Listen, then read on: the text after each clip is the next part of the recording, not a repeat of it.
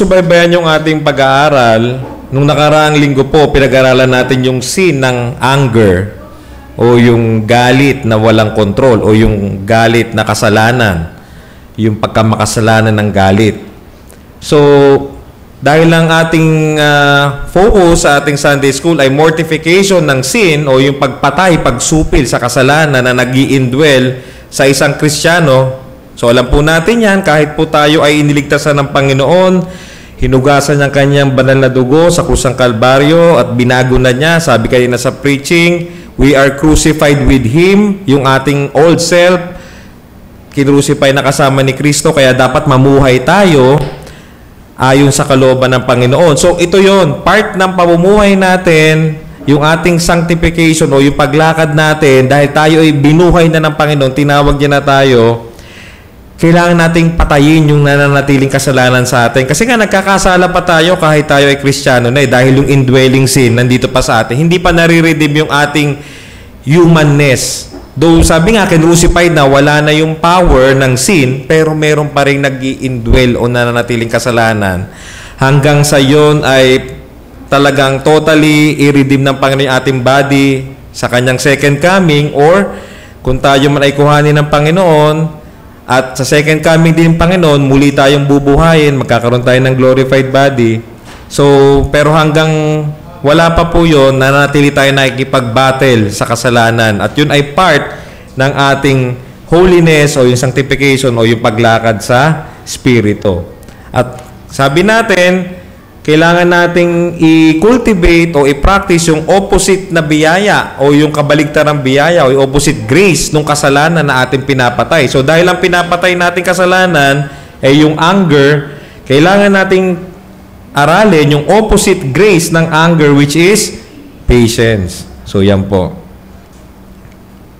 Okay na ba ito? So, para po sa ating scriptural basis, ito po ay matatagpuan sa 1 Thessalonians chapter 5, verse 14. Ang sabi ni Apostle Pablo dito sa 1 Thessalonians 5:14, and we urge you, brothers, admonish the idle, encourage the faint-hearted, help the weak, be patient with them all. So, kinokomment ni Pablo yung mga kapatid sa church ng Thessalonica at part ng kanyang patuloy na pag-encourage ay ine-exhort niya ang mga kapatid na maging matyagain. Sabi rito, admonish the idle, encourage the faint-hearted, help the weak, and be patient with them all. Kasi po, alam natin, dahil nga yung pagkamakasalanan natin, nandito pa sa atin. So sa iglesia natin, hindi pa tayo talaga perfect. Tayo ipapunta sa perfection. So meron tayong mga blemishes, meron tayong mga bagay na maaaring natitisod tayo o maaaring na-offend tayo sa ating mga kapatid. Pero sabi rito, i-admonish mo yung idle, i-encourage mo yung faint-hearted, tulungan mo yung mahihina, at sa paggawa mo nun, maging patient ka. Magtiis ka, maging matiising ka sa mga bagay na ito. So, yun yung ating scriptural basis na kung saan dyan po iikot yung ating lesson ngayong umaga. So, magkaroon lang tayo ng maikling review sa ating lesson last time. Sinabi nga po natin yung sin ng anger. So, alam natin, there is a proper place for righteous anger. So, linawin uli natin, merong anger na righteous, yung righteous indignation, na alam natin, in-explain natin niya kung bakit ang Panginoon meron siyang wrath, meron siyang righteous indignation, because bilang Diyos, yung kanyang attribute, yung kanyang character, siya ay holy, siya ay nalulugod sa mga bagay na banal, mga bagay na matuwid, siya ay righteous, ay just. So natural lamang na ang mga bagay na hindi righteous, hindi just, hindi holy, napupot siya sa mga bagay na yun. At yun yung kanyang righteous indignation o righteous anger. So tayo rin, pag alam natin na ang mga bagay ay hindi tama, dumarating sa atin, nagkakaroon tayo ng anger o yung righteous anger o indignation. Pero, kapag hindi natin na-control yung galit na yon, maaaring nag-umpisa yon, righteous anger, nagalit ka sa anak mo kasi mali yung ginagawa niya. Dinidisiplina mo siya, pero hindi na-control yung galit mo. Ito ay nauwi na sa kasalanan. So sabi dito, one can be rightly angry without sinning. Ephesians 4:26, alam natin yan. So ano ang sinasabi ni Apostol Pablo? Isettle natin yung mga conflict agad. Huwag hayaang lumubog ang araw na hindi na settle yung conflict. Yung nakalagay dun do not let the sun go down. So, when anger is unsettled, ito yung mangyayari. It quickly erodes into sin. So, tandaan po natin yan pag po yung galit natin, hindi natin agad na settle, hindi na pinatagal natin, hanggang sa lumala na yung galit natin, maaaring sa sarili natin, nagagalit tayo, kaya sa kapwa natin, ito ay magiging kasalanan. It can lead to sin or it can quickly erodes into sin. The remedy to sinful anger is the biblical injunction. Ito yung biblical injunction, yung pinag-uutos o yung ipinagagawa. Be slow to anger. Quick to hear, slow to speak, and slow to anger. So, alam natin yan sa James 1:19. Yung po yung remedy para hindi po tayo matalo nitong kasalanan na ito ng pagkagalit na walang kontrol na galit. So, with that, ang ating pong pag-uusapan, gaya na sinabi natin, ano yung opposite grace nung anger? Kasi gusto nating patayin tong kasalanan na to Itong walang kontrol na galit o yung galit na makasalanang galit. So, sabi rito, ano ba itong patience? Ano itong opposite grace na patience o yung pagiging matiisin? Diba? Ito ba yung parang pumipila ka lang sa MRT, ganon, o pumipila ka lang sa sakayan ng Apex? Well, tama naman yun. Nagtitiis ka, di ba? Pero kasi no choice ka di ba? Kailangan mo sumakay. O kaya, wala kang payong, nandun ka sa tindahan, nakikisilong ka doon. Siyempre, nagtitiis ka ron na hindi ka makalis dahil mababasa ka. Pero pag-uusapan natin, yung pagtitiis sa sinasabi ng Biblia na kabaliktarang biyaya nung pagkagalit. So sabi rito, una, makikita natin na meron tayong tinatawag na divine patience o yung ang Diyos sa kanyang pagka-Diyos, sa kanyang karakter, siya ay matiising Diyos. Kanina narinig natin sa preaching, tayo ay kaaway ng Diyos. Tayo ay nasa ilalim ng kanyang galit, pero dahil sa kanyang biyaya, tayo ay kanyang tinawag. Tayo ay naririto ngayon na nakikinig ng kanyang mga salita. Nakakilala sa kanyang anak na ating Panginoong Hesus. Isipin po natin kung hindi po naging patient ang Diyos sa atin. Baka ginudge agad tayo ng Diyos sa ating pagkamakasalanan dahil hindi tayo umabot sa kanyang kaluwalhatian. So, alam natin yan, sa Old Testament, sa panahon nila Moses, nagalit na ang Panginoon talaga sa kanila. Si Moses nag-mediate at nakita ni Moses, pinakita ng Panginoon kay Moses kung ano ang karakter niya na siya ay slow to anger. Sabi rito sa CSB Baker Illustrated Bible Study Notes, slow to anger, one of God's attribute or character na makikita nga natin dito sa pangyayari sa Exodus 34:6 and following. Hindi agad niya tinupok yung mga Israelites yung time na yon. Bagkus, siya ay naging matiisin sa katigasan ng puso, ng ulo ng mga taong ito.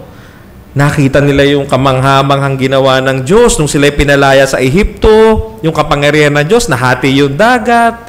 Pero nung ginawa nila, ang tigas ng ulo nila, pero ang Diyos, dapat parusahan na sila dahil siya ay just, siya ay holy, siya ay righteous, pero hindi niya ginawa yun kasi bilang Diyos, yung kanyang karakter, siya ay slow to anger. Meron siyang patience, di ba? Yun yung divine patience. Ano pa?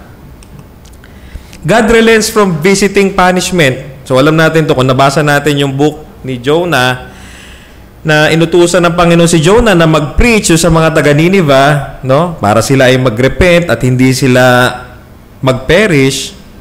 Pero kabaligtaran itong si Jonah Ang Panginoon, God relents from visiting punishment, pero si Jonah gusto niyang, hindi, tupukin mo yung mga tao na yan. Dapat hindi mo pagbigyan yan. Bakit mo pagbibigyan niya, Panginoon? 'Di ba? Hindi niya naiintindihan yung karakter ng Panginoon. At yun ay i-explain sa kanya, pinakita sa kanya ng Panginoon na ang Panginoon ay hindi agad nagpaparusa. Ang sabi pa rito sa ating again, CSB Illustrated Bible Study Notes, Jonah affirms his knowledge of God's gracious and compassionate character. Employing the formula again, yun nun. Exodus 34 verses 6 to 7 describing divine attributes. So, tayo na recipients ng biyaya ng Panginoon, yung unmerited favor ng Diyos na pagliligtas, di ba napakalaking bagay nito na hindi hinayaan ng Diyos na magpatuloy tayo doon sa kalagayan natin na tayo ay nasa ilalim ng galit niya? Ano pa? Sabi rito, let us be careful not to present a one-sided punishing God. So ano ba yung sinasabi sa Psalms 103 verse 9? Alam nyo itong Psalms 103 verse 9, kung babasahin natin, may kita natin dito, sabi rito again sa Study Bible Notes, God is not a machine that automatically condemns us as he well could. Kumbaga sinasabi ng Psalms 103 nung salmista, eto siya, makasalanan siya, ganyan. Pero ang Panginoon hindi eh. In-acknowledge niya yung pagiging patience ng Panginoon towards sa kanya na makasalanan. Sabi rito, likewise, He is not always fair to us. Bakit hindi always fair to us? Alam nyo ba, minsan nakakalungkot, no? God, unfair ka naman eh. Bakit ito yung ginawa mo sa buhay ko? Bakit ito yung nangyari sa karir ko? Bakit ito nangyari sa trabaho ko? Napaka-unfair mo naman, God. Sumusunod naman ako sa iyo, God eh. Faithful naman ako sa iyo. Pero bakit ganito? Alam nyo po ba kung gusto natin ng fair? Kung gusto natin ng fair, alam nyo po ba? Ang dapat sa atin, parusahan tayo ng Panginoon. Yun yung fair. Kaya sabi rito sa ating study Bible notes na pinag-aaralan o yung ginamit natin, He is not always fair to us. Ano ibig sabihin nun? Hindi siya always fair kasi kahit na nagkakasala tayo, andito pa rin tayo, nakakalasa pa rin tayo ng kanyang common grace, and especially yung kanyang special grace o yung kanyang saving grace na dumating sa atin. Diba? So, sometimes He shows mercy when we deserve punishment. Totoo naman yan. Diba? Naligtas tayo, dapat tayo, parusahan na tayo ng Panginoon, pero anong ginawa ng Diyos sa atin? Tinipon niya tayo dito sa iglesia na to. Nakarinig tayo ng Ebanghelyo, kumilos ang Holy Spirit, binigyan tayo ng pananampalataya, at ngayon tayo ay inari niyang mga anak. Di ba? Point, God's patience is an encouragement for offenders to approach God. So, yun po yun. Di ba? Sabi sa Acts 17:30, di ba? Ang sabi doon, basahin natin saglit yung Acts 17:30. Acts 17:30. The times of ignorance God overlooked, but now He commands all people everywhere to repent. Ibig sabihin kung bakit hindi ginajudge pa bakit hindi pa bumabalik ang Panginoong Jesucristo? Bakit nagpapatuloy ang pag-preach ng gospel? Kasi ito yung patience, yung forbearance ng Panginoon na wag mapahamak ang mga tao na makasalanan, na nasa ilalim ng galit niya, kundi bagko sila ay dumako sa pagsisisi at maligtas. So yun yung nakita natin dapat na yung patience ng Panginoon, ito ay mag-encourage sa atin, na lalo tayong lumapit sa Panginoon, lalo tayong magpatuloy, at ipanalangin natin, i-share natin yung gospel sa mga mahal natin sa buhay na wala pa pagkakilala sa Panginoon. Kaya mahalaga itong sinabi ni Pastor Noel dito, beware, let us be careful not to present a one-sided punishing God. Alam natin yan. Ang Diyos, hindi lang Diyos na nagpaparusa yan. Nakita nga natin, slow to anger, relents from visiting punishment. So, pag tayo ay nagangaral, o pag tayo ay nagtuturo, o pag tayo nag-share ng Word of God, wag natin agad ipakita na ang Diyos na to nagpaparusa lang. Ang Diyos na ito ay mahabagin. Ang Diyos na ito ay gusto kanya na ikaw ay dumako sa pagsisisi at gusto niya na ikaw ay maligtas sa ilalim ng kanyang galit.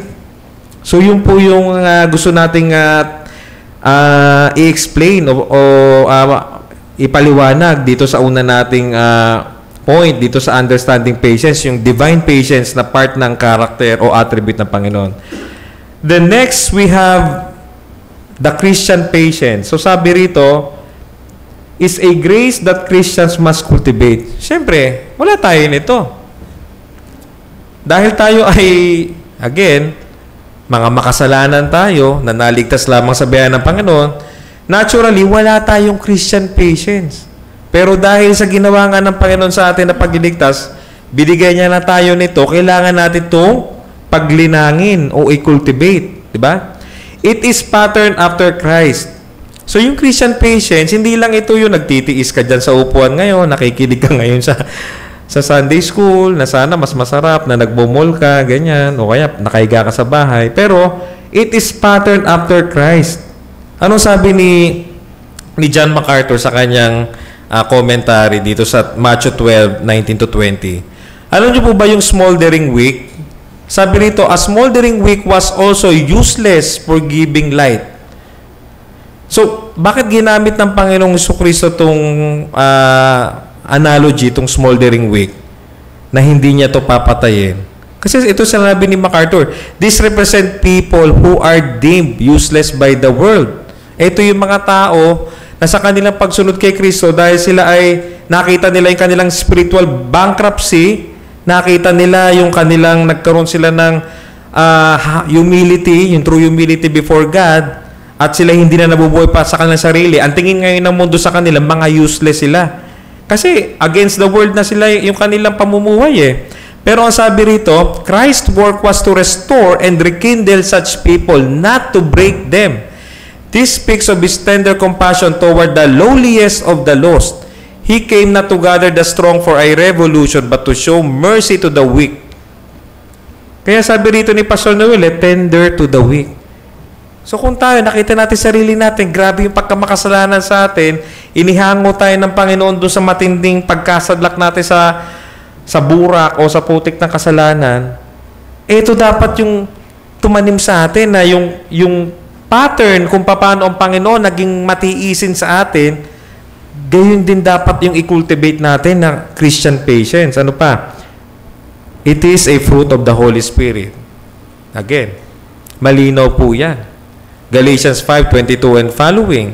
Sabi again dito ni MacArthur, the ability to endure injuries inflicted by others and the willingness to accept irritating or painful situations. Hindi lang ito basta yung yung nagtitiis ka na mainit, nagtitiis ka na ang hirap sumakay. Hindi. Ito yung ability to endure injuries afflicted by others. May nagpa-persecute sa'yo. May nagsasabi sa'yo ng mga bagay na hindi magaganda. May nag-aakusa sa'yo. Ito yun. Ito yung Christian patience and the willingness to accept irritating or painful situations. Oh. Di ba? At again, fruit of the Holy Spirit yan. Hindi natin makukuha yan sa mundo. Yan ay gawa ng banal na Espiritu sa atin. Ano pa yung Christian patience? It is definitively a community grace. So, alam po natin yan. 1 Thessalonians 5:14, sabi rito, ano sabi doon? Basahin ko lang, 1 Thessalonians 5:14. Ang sabi rito, and we urge you, brothers, admonish the idle. Diba? So, ito ay community grace. Ito ay sa church. Pinapractice natin ito, makukultivate natin itong grace na ito sa iglesia. Hindi natin ito makukultivate na tayo lang, na mag-isa lang tayo. Ito ay church context. Ano sabi rito? He presents how the people are to treat one another in the fellowship of the church. Kasi nga sa church, mayroong mga matitigas ang ulo sa church. May mga idle, mayroong mga mabilis matisod, mga weak. Kailangan pagtiyagaan mo yung mga yan, yung mga kapatid mo na yan. Diba? So sabi rito, he presents how the people are to treat one another in the fellowship of the church. The unruly, those out of line, must be warned and taught to get back in line. So sabi rito, the faint-hearted, those in fear and doubt must be encouraged and made bold. The weak, those without spiritual and moral strength must be held up firmly. patience, forgiveness, and acts of goodness must prevail among all the people. So, dito natin mapapractice sa church. Itong Christian patience, kung paano tayo magtiis sa ating mga kapatid. No? Beware. Christian patience cannot be nurtured in isolation. Yung ay sinabi natin kanina, not self-resolution. So, kahit anong gawin mo sa sarili mo, pipilitin ko maging matiisin ako. Pero mag-isa ka lang. Wala ka sa church. Gusto mo mag-isa ka lang. Hindi ka nakikipag-fellowship. Hindi ito mangyayari sa atin. Point. Christian patience is forbearance oriented to Christ. Again, Romans 15, verse 1, saka yung 7, sabi dun sa 7, accept one another. Diba? Isipin po natin tayo na makasalanan. Tinanggap tayo ng Panginoon na walang condition eh. Hindi niya sinabi na, kailangan, perfectin mo muna tong 10 Commandments kahit 3 days lang. Pag sa loob ng 3 days na perfect mo yung 1 to 10, tatanggapin kita. Wala po. Tayo ay lumapit sa Panginoon, nadala-dala natin yung kasalanan natin, at tayo ay Kanyang tinanggap. Diba? So yung ating pagtitiis, yung forbearance natin sa ating mga kapatid, dapat nakapattern ito kung ano yung ginawa ng Panginoon sa atin nung tayo ay Kanyang iniligtas. Kaya sabi rito, patience is forbearance oriented to Christ. Yun yung Christian patience. So, mahalaga po na maintindihan po natin yon. So, sa pagpapatuloy natin, ano naman yung modes of patience? Ano itong modes? Ito yung different ways to exercise patience. So, nakita natin, na tayo, di ba, dapat yung i-pattern natin yung patience natin kung paano ginawa ng Panginoon yung Kanyang pagtitiis sa atin. Ngayon, paano natin to ipapractice? Ano yung mga different ways para ma-practice natin to? Una, forbearance. Ano ba yung forbearance? Sabi rito ni Pastor Noel, letting go of someone's fault or annoyance. Di ba? Magparaya ka, pagbigyan mo na. Di ba? Na-offend ka, nasalitaan ka ng hindi maganda, may narinig ka, nakarating sa'yo, itong kapatid na to, may sinasabi sa hindi maganda. O kaya nakita mo, ginagawa niya, na-offend ka talaga.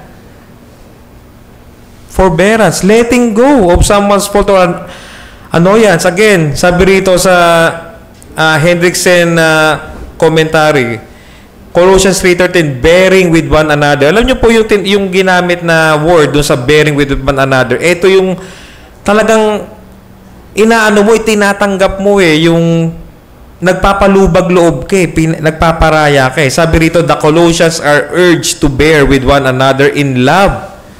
Paul was able to say dun sa 1 Corinthians 4:12, the example, or tama ba?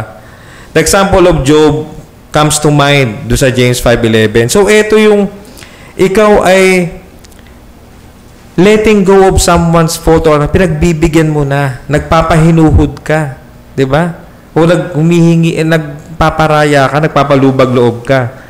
Ano pa? So, syempre, kamag-anak niyan o konektado dyan sa forbearance is forgiveness. Diba? Blotting out someone's sin to reconcile. Diba? Again, hindi madali yan. Pero sa biyaya ng Panginoon, yan ay pinagkakalob sa atin ng Panginoon. So, bubalik na naman tayo sa pattern natin, which is ang ating Panginoon Kristo. Sabi rito, just as God in Christ forgave means just as freely, generously, wholeheartedly, spontaneously, and eagerly. Diba? Walang ginawa ang Panginoon na kailangan nating gawin o kondisyon. Tayo ay tinanggap niya, pinatawad niya. So tayo ganun din. Dapat matuto tayong magpatawad doon sa mga kapatid natin kung tayo nakaranas ang pagpapatawad ng Panginoon. Sinasabi natin, Kristyano tayo Sinasabi natin, pinatawad na tayo ng Panginoon. Wala na tayo doon sa kanyang wrath. Wala na tayo sa galit ng Diyos kasi pinatawad na tayo ng Diyos. So, bakit hindi natin mapatawad yung mga kapatid natin? So, yun ang ihingi natin ng panalangin sa Panginoon na makapagpatawad tayo sa ating mga kapatid. Yun yung forgiveness. Then, meekness. So, ikaw ay nagpaparaya ka, ikaw ay nagpapatawad ngayon, ikaw ay meek, meron kang meekness. Ano ito? Doing good to the offender. Grabe to. Ikaw na yung naagrabyado, pero ikaw yung gagawa ng mabuti. Eh, ang mundo hindi, pag naagrabyado ka, bumawi ka. Di ba? Ganyan eh. Ay, hindi mo kang papayag. Lugi ka. Huwag kang magpapalugi. Sa basketball na lang eh. Kitang-kita mo na yan. Naglalaro lang kayo ng basketball, pero ano ginagawa? Na anuhan ka lang, medyo natulak ka ng konti, mamaya babawian ko to. Sisikuhin ko to. Hindi yun ang meekness. Di ba? Ano sabi sa Matthew 5:5? Di ba? Blessed are the meek, for they shall see. Tama, no? Di ba?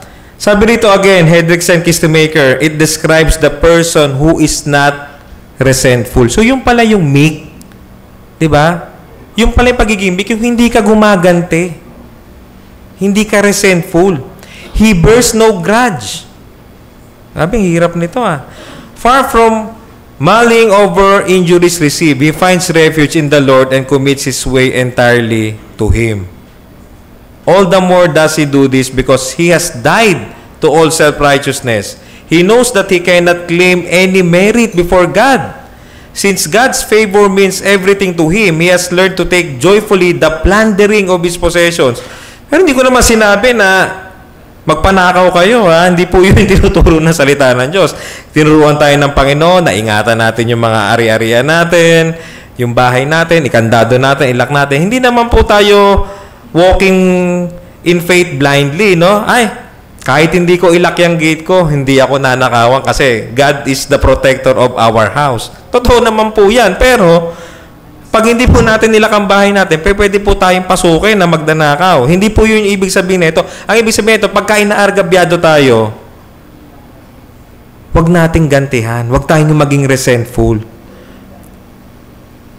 Yun po yun. It is submissiveness under provocation, the willingness rather to suffer than to inflict injury.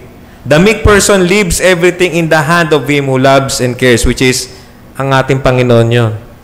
The one who loves and cares for us. So yun po yung meekness. Hindi resentful, hindi gumagante. Di ba? Ginagawan pa ng mabuti yung naka-offend sa kanya. Ano pa? So nakita natin yung mga bagay na kung ano yung patience. In-explain natin kung ano yung patience. Kaya naman, dahil nakita natin yung mga bagay na yun, dito na tayo sa application natin, no? Paano natin lilinangin o i-cultivate itong patience na to? Siyempre, again, paramount is kailangan natin mag-aral ng salita ng Diyos. Doctrines essential to patience. Kailangan maintindihan natin kung ano tinuturo ng salita ng Diyos patungkol sa pagtitiis. Una, makikita natin yung ating pagkamakasalanan. No, kanina sa preaching, Romans 3, di ba? 22 and following. Romans 3:23, all have sinned and fall short of the glory of God. All men and women share in the reality of sin.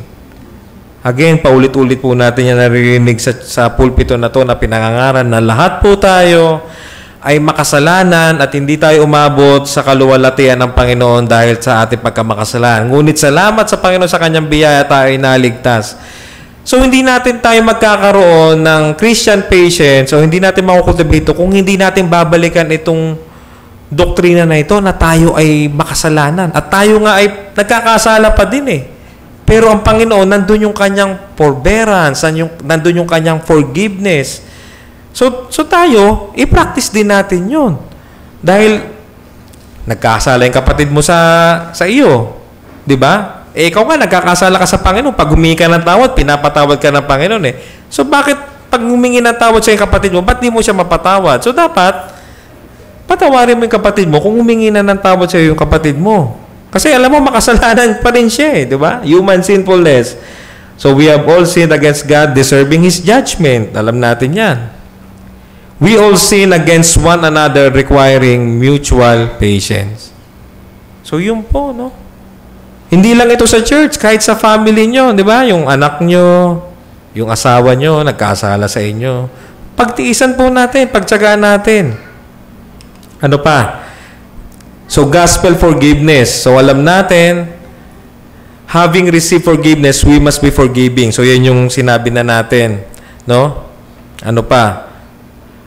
Lessons from the parable of the unforgiving servant. Ano niyo po ba yung nabasa niyo po ba to sa Matthew 18, yung the parable of the unforgiving servant? Ito yung yung master niya, meron siyang servant na may malaking pagkakautang sa kanya. Sobrang laki, talagang hindi niya na kayang bayaran.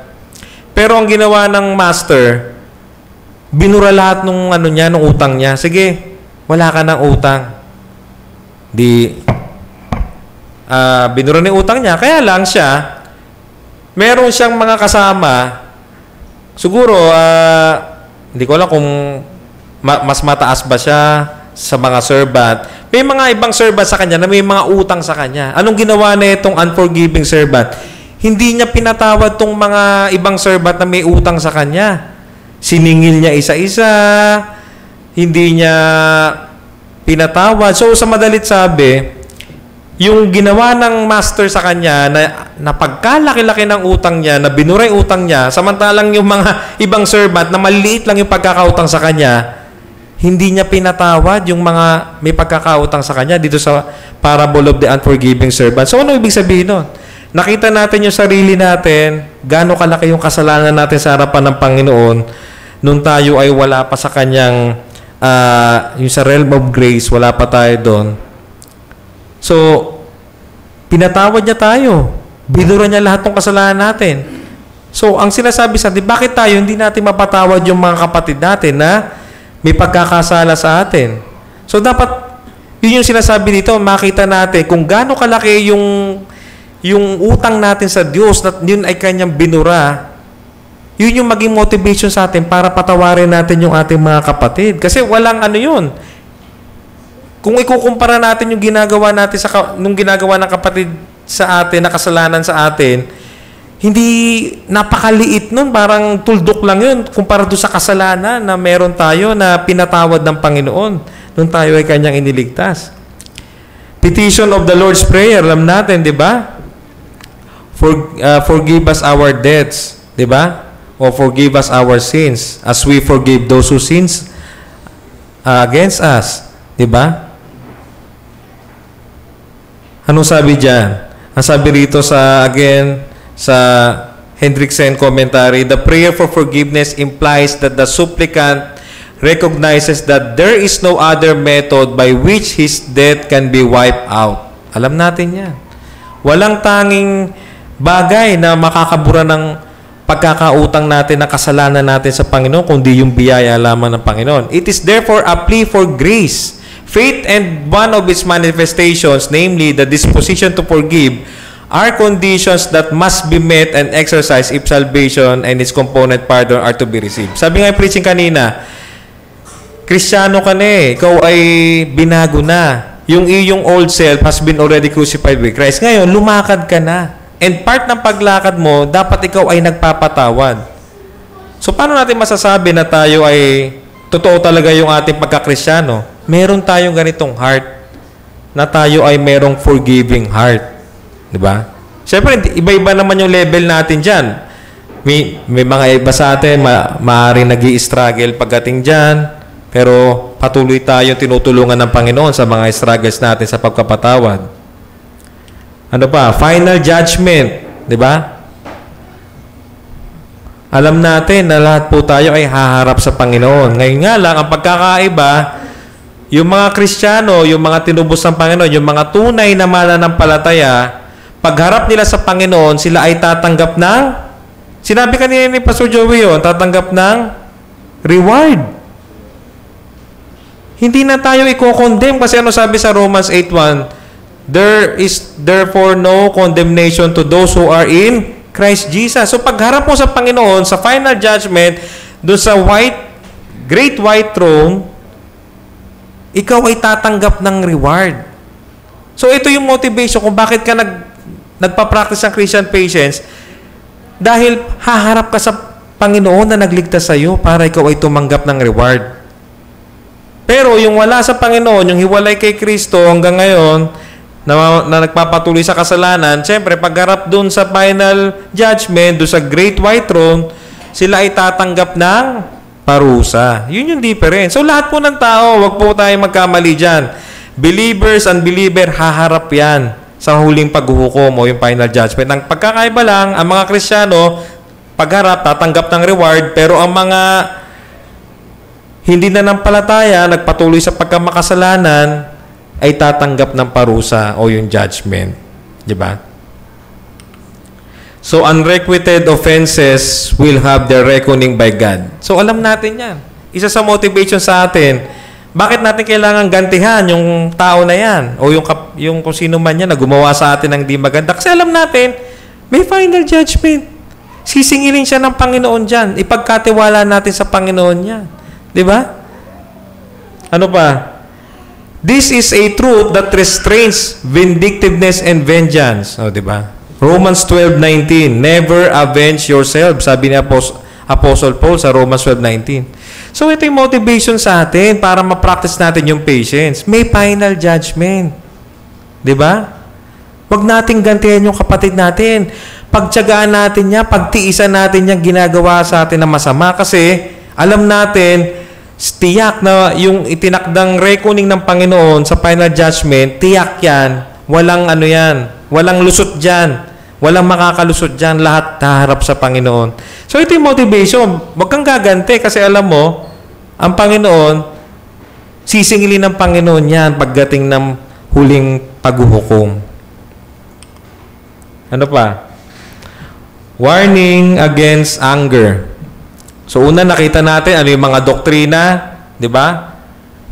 Nakita natin na yung forgiveness ng Panginoon sa atin, na tayo ay makasalanan. So, siyempre, mga kapatid natin, nagkakasala sa atin. Tayo pinapatawad ng Diyos. So, dapat magpatawad din tayo at tayo ay merong final judgment na tayo harap lahat, kaya wag tayong gumanti. Ngayon naman, tayo ay pinapaalalahanan na mag-ingat against anger o yung sinful anger. Nakita natin yung kay Cain o Cain, nung Genesis 4, verse 4. Ano nangyari, di ba? Sa kanyang galit sa kanyang kapatid, no? Pinatay niya si Abel na kanyang kapatid. And then, ano pa? Disciplines requisite for patience. So, ano yung mga disiplina? Ano yung mga dapat nating gawin? No? Para patuloy nating makultivate itong patience. So, una, contrition for personal offenses. We can forgive if we ask forgiveness. So, patuloy tayo na humihingi ng tawad sa Panginoon.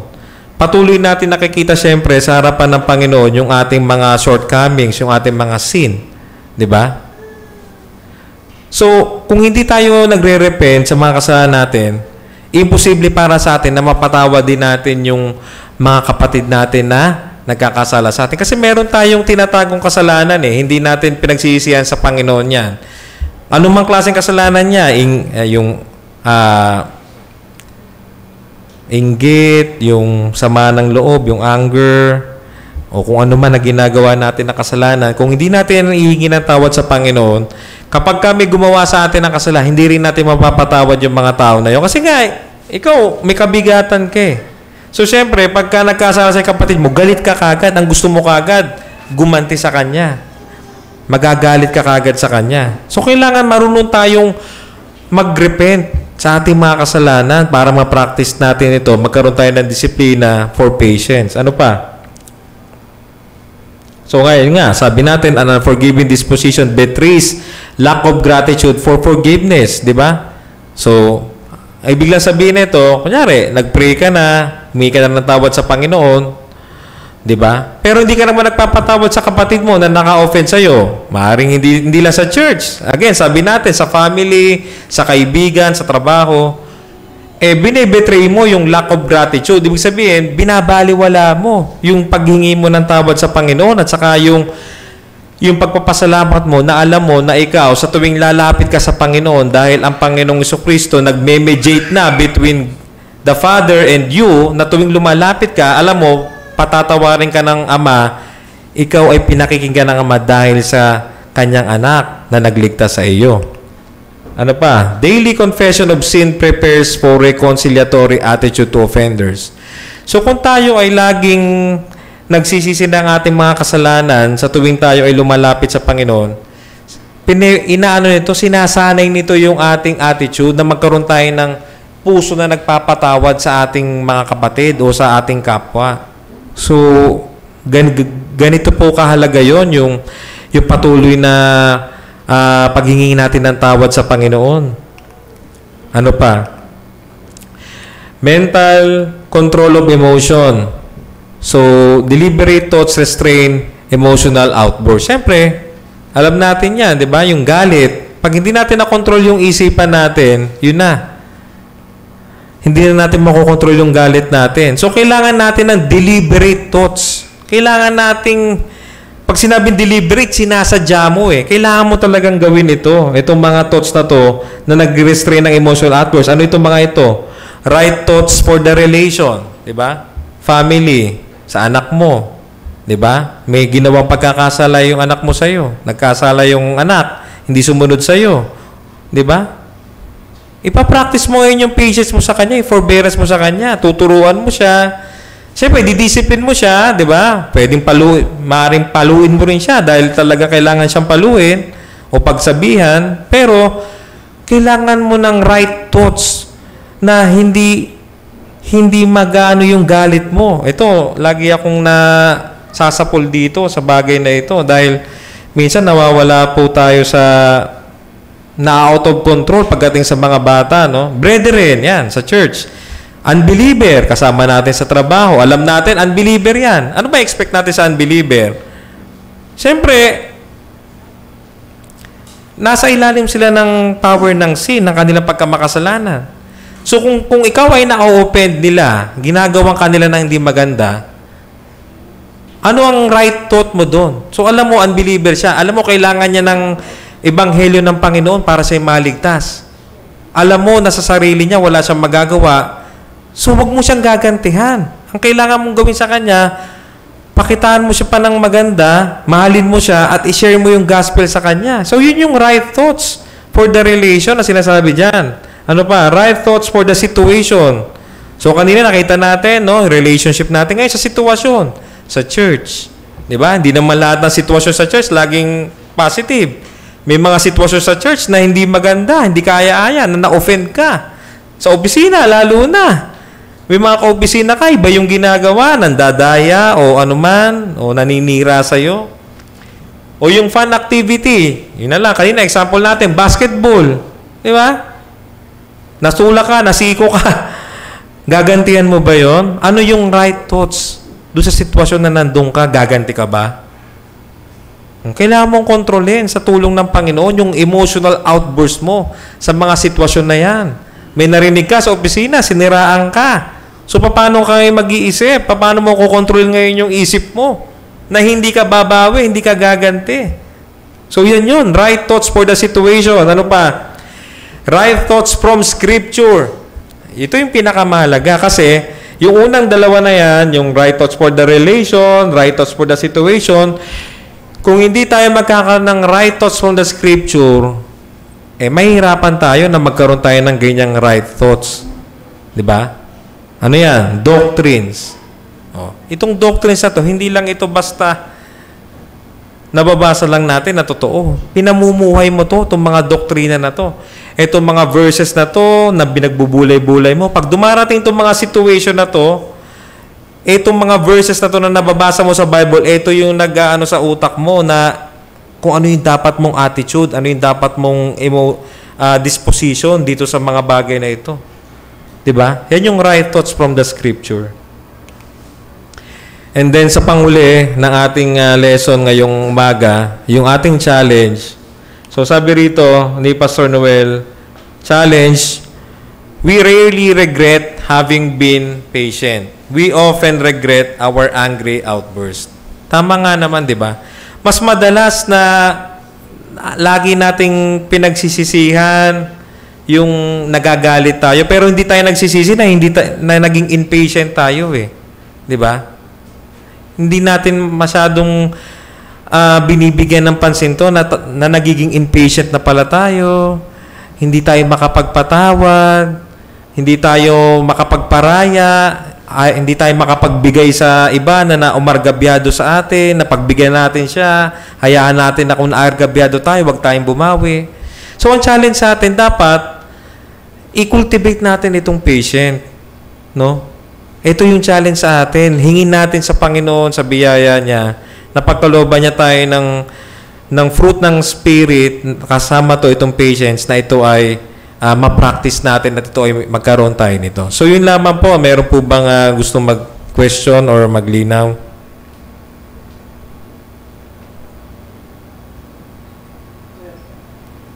Sige po. Regarding po sa ng forgiveness, kasi ewan ko marinig na sa preacher, sinabi niya sa akin, parang po, hindi ang possible, parang sabi niya, paano lang sa atin patatawarin isang tao na hindi lang humingi ng tawad. Parang possible na hindi humingi ng tawad. Depende po kasi yan eh. Parang, siyempre, yung pride, nandun yung human pride eh, di ba? Maring sa pride niya, ayaw niya lumapit sa inyo. Kasi, iniisip niya, ikaw yung lumapit sa kanya. Kahit siya pa yung nakagawa sa'yo ng kasalanan, siya yung nag-argabyado sa'yo. Pero dahil sa pride niya, hindi siya hingi ng tawad sa'yo. Di ba? Pero dahil ikaw, alam mo na ginawa ka ng kasalanan. Kaya nga sabi rito yung parable of the unforgiving servant at saka yung petition for the Lord's Prayer. Alam mo na ikaw, pinatawad ka ng Panginoon. Unang-una, yung repentance, yung totoong repentance na dumarating sa isang tao na niligtas ng Panginoon sa biyahe niya, wala ka naman nun eh. Hindi galing sa'yo yun eh. Kung hindi ka kinabagan ng Panginoon, hindi ka hihingi ng tawad sa Kanya, kahit anong gawin mo. Magpapatuloy ka na lumalayo ka. Magpapatuloy ka na nagre-rebelde ka sa Kanya. Yun ang katotohanan. Yung tinatawag natin dito ng human sinfulness, eto tayo. Part ng human sinfulness mo, hindi ka nagsusot ng repentance. So, kaya nga sabi rito, doctrines essential to patience. Kailangan maintindihan mo muna to. Na ikaw ay sinful, naturally, hindi ka hihingi ng tawad. Patuloy ka magre-rebelde sa Panginoon. Pero nung dumating yung biyaya ng Panginoon, narinig mo yung gospel, yung sinabi kanina, merong power. Sinabi sa preaching kanina, sabi ni John Calvin, halimutan ko yung term na ginamit ni Pastor Joey nung kay John Calvin, energy. Tama ba, Pastor? Inner energy. So yun yung power ng gospel na dumating sa'yo, binigyan ka niya ng repentance. Kaya ka humingi ng tawad sa Panginoon. Naintindihan niyo po yun? So, anong masabihan doon? Papatawarin ba natin yun? Hindi naman humingi ng tawad sa atin. Bakit natin patatawarin yung kapatid na? Hindi naman humingi ng tawad sa atin. Papasok po yan, yung forbearance, yung patience. Ito sinabi natin kanina, yan, no? Letting go of someone's fault or annoyance. Hindi natin hihintayin na kailangan mag-sorry ka muna sa akin bago kita patawarin. Hindi po. Tapos papasok pa dyan yung saan yung kanina?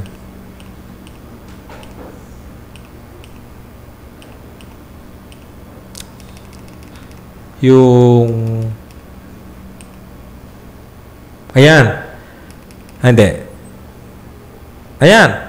Diyan para. We all sin against one another requiring mutual patience. So, papasok dyan yung patience mo. So, kahit hindi humingi sa'yo ng tawad yung kapatid mo, dahil may forbearance ka, meron kang patience na binibigay sa'yo ng Panginoon na dapat mong i-practice, patatawarin mo siya. So, parang mali po yun. Hindi ako agree dun na, bakit ko siya patatawarin? Hindi naman siya nagsosorry sa akin. Diba? Pero alam mo, may kasalanan siya sa'yo kasi na-offend ka nga di ba?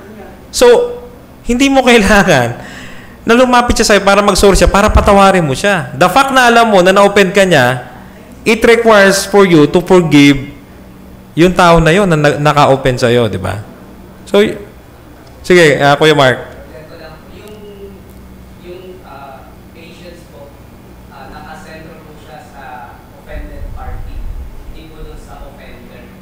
Yes.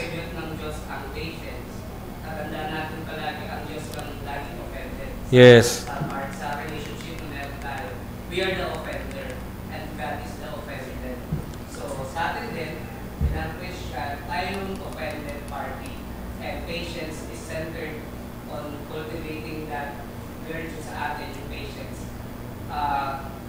siya doon sa offender, doon sa naka-offend sa atin. It doesn't matter kung ano yung kalalagayan ng, what matters is ano yung kalalagayan ng puso natin bilang tayo yung offended party. Opo, kaya yung suma total nito pinag-aaral natin, babalik pa rin tayo sa gospel eh. Gospel pa rin talaga po. Kahit saan-saan tayo magpasikot-sikot, anumang mga doktrina yan, aralin natin lahat ng mga matitinding doktrina, sa gospel pa rin tayo babalik. Kasi, kagaya nito, ano ang ginawa ng Diyos?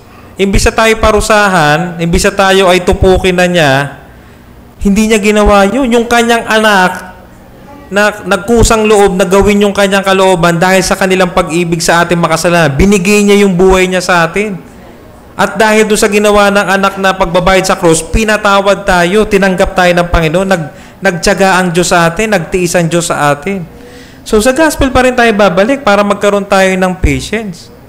Hindi natin ito makukuha sa sarili natin. Kailangan tumingin ulit tayo sa ginawa ng Panginoong Hesus sa atin, yung gospel, ang Panginoong Hesus. Sa Kanya lagi tayo tumingin. Sige po, Mami Yoli. Mama Levi. Pag hindi tayo nagpatawad, Hindi tayo patatawarin.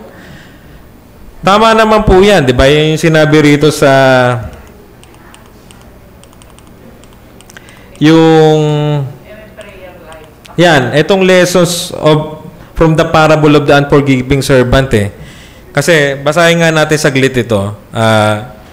Yung verse may maganda rito eh, yung parang Matthew 18. Tingnan na natin 23. So sa 33. Matthew 18 verse 33. Ito sabi. Hindi, sa 32 muna. Sabi rito, then his master summoned him. Tinawag daw siya and said to him, "You wicked servant, I forgave you all that debt because you pleaded with me."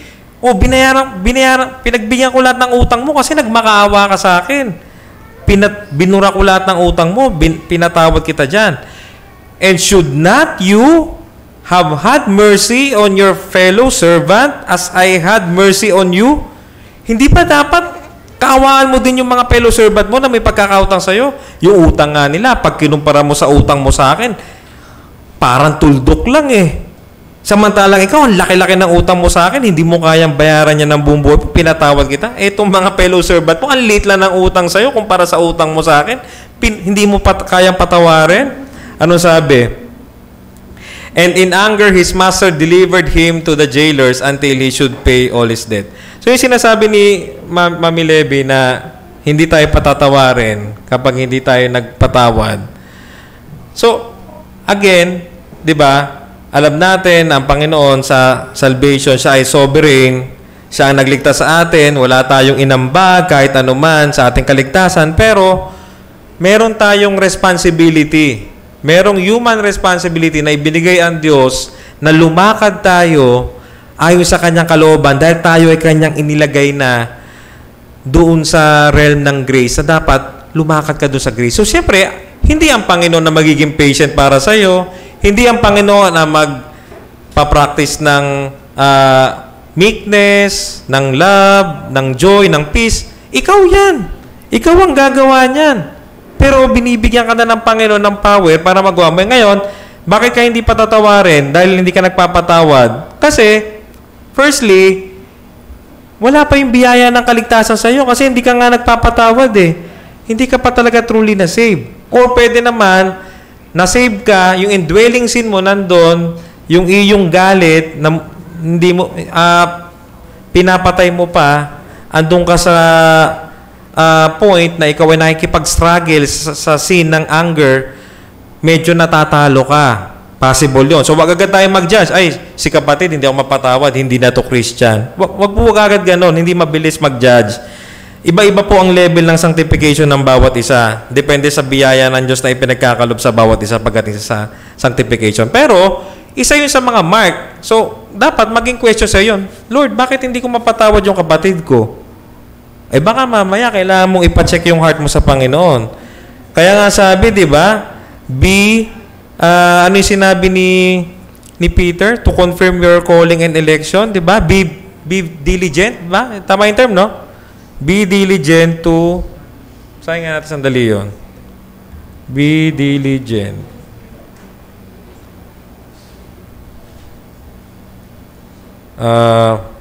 Parang mali yata yun. ESV. O yun, 2 Peter. Di ba? 2 Peter 1 verse 10, therefore brothers, be all the more diligent to confirm your calling and election, for if you practice these qualities, you will never fall. So kasama yun dun sa qualities na dapat meron kang forgiving heart. So kapag wala kang forgiving heart, baka mamaya kailangan mong ipacheck sa Panginoon yung kondisyon ng heart mo. Dapat nagkakaroon tayo ng ganito, nanunurture sa atin to sa gawa ng Holy Spirit sa atin, na meron tayong forgiving heart. So yun po yung gustong sabihin ni Jesus doon, na kung hindi kayo magpapatawad, hindi rin kayo patatawarin. Sabihin, wala talaga yung true repentance, hindi dumating sa'yo. Kasi hindi ka makapagpatawad eh. Kaya sinabi dito kanina di ba, na saan na yun? Ayan. Daily confession of sin prepares for reconciliatory attitude to offenders. So, ibig sabihin, kapag ikaw humingi ng tawad sa Panginoon, nagkakaroon ka ng attitude na magpapatawad ka rin dun sa mga tao o kapwa na gumagawa sa'yo ng ino-offend ka, di ba?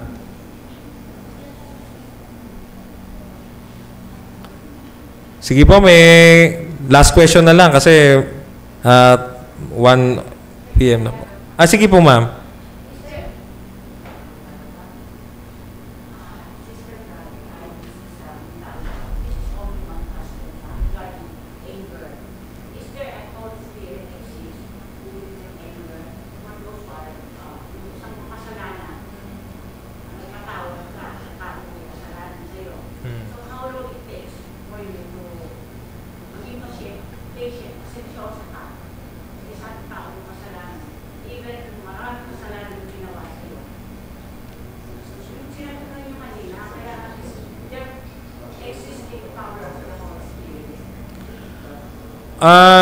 Opo, iba-iba po kasi yung level no. Ang sabi kasi ni Pablo dito sa Ephesians 4, basahin lang natin saglit yung Ephesians 4:22.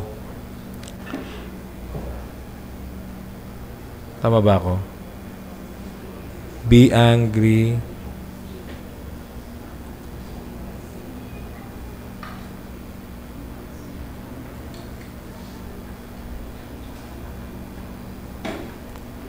pala. Sabi rito, Ephesians 4:26, be angry and do not sin.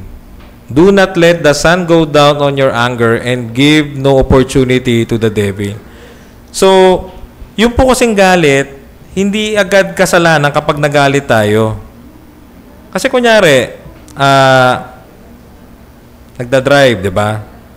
So, nandun ka sa lane mo, diretso ka, di ba? Kinat ka. Alam mo, mali yun eh.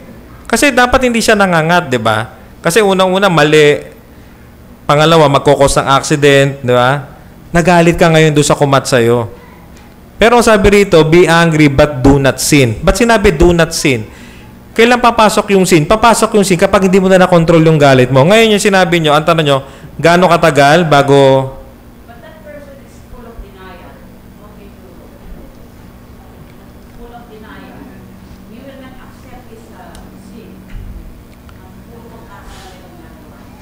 Opo, mahirap po yan pero merong sinabi ang Panginoong Sokristo kung hanggang kailan daw ba tayo magpapatawad. Anong sabi doon? 70 times 7. So, hindi po literal yun na yung 70 times lang natin na 7. Ano yun? 490? Opo, yun po yun. Yun po yung sagot ng Panginoon Sokristo. Kailangan patawarin mo siya. Unang-una po, may mga means of grace na binigay ang Panginoon sa atin. Una, yung prayer. Tapos yung fellowship, yung pag-aaral ng salita ng Diyos. Na patuloy tayong tinuturo ng salita ng Diyos. Ngayon po, sinabi po kasi ni Paul, meron siyang binigay ang Panginoon. Ang mismo, ang Diyos ang nagbigay sa kanya ng ng thorn in the flesh. Ngayon, yung mga theologians, Bible scholars, halo-halo sila ng mga interpretation. Pero ako, nagsaside po ako sa interpretation na yung thorn in the flesh na binigay kay Pablo, ito yung umuusig sa kanya doon sa church ng Corinth. Merong doong kapatid o hindi nga kapatid kasi messenger daw ni Satan so malamang unbeliever, na umuusig sa kanya. Isipin nyo po, baka yun araw-araw yun na baka ganun katindi yung sinasabi, describe nyo na matinding-matindi. Araw-araw na lang talagang ino-offend ka, ginaganito ka, talagang, kunyari, mag-asawa. Siyempre, araw-araw kasama niya asawa niya. Lagi kayong binubugbog. Kasi unbeliever, kunyari, yung mahal niyo sa buhay. Kaya lang, siyempre, wala kayong magawa. Asawa niyo na yun Di ba? So, paano yun? Di ba? Hindi mo siya pwedeng gantihan kasi wala ka ng patience kapag ikaw ay gumanti sa kanya. Pero syempre, kailangan mo rin gumawa ng mga tamang paraan. Pag sobra-sobra na, pwede mong isuplong sa pulis, daanin sa legal, mga ganyan. Pinawala po yung gano'n, sir. There's no solution at all. Just pray. Opo, mag-pray na lang po kayo sa katatagan na pagkalooban pa kayo ng Panginoon na mas marami pang patient. At saka isipin nyo po, kayo ay talagang tunay na anak ng Diyos kasi binibigyan niya kayo ng mga bagay na yan para lalong matest yung inyong faith. Yung genuineness ng faith nyo, lalong matest, lalong tumibay yung faith nyo. At yun ay magbibigay sa inyo ng joy and comfort na alam nyo, sigurado kayo sa pananampalataya nyo, legit yung faith nyo. Alam nyo sa Panginoon kayo. Kaya kayo binibigyan ng ganon. Kaya kayo may thorn in the flesh, araw-araw na, sinuplong mo na, wala pa rin, talagang sagad na sa buto yung pagkasama. Yes, opo, yun po yun. Ganon po yung yung pong pattern ng ating Panginoon Kristo, grabe po yun. Pinako siya sa cross, kinrucify siya.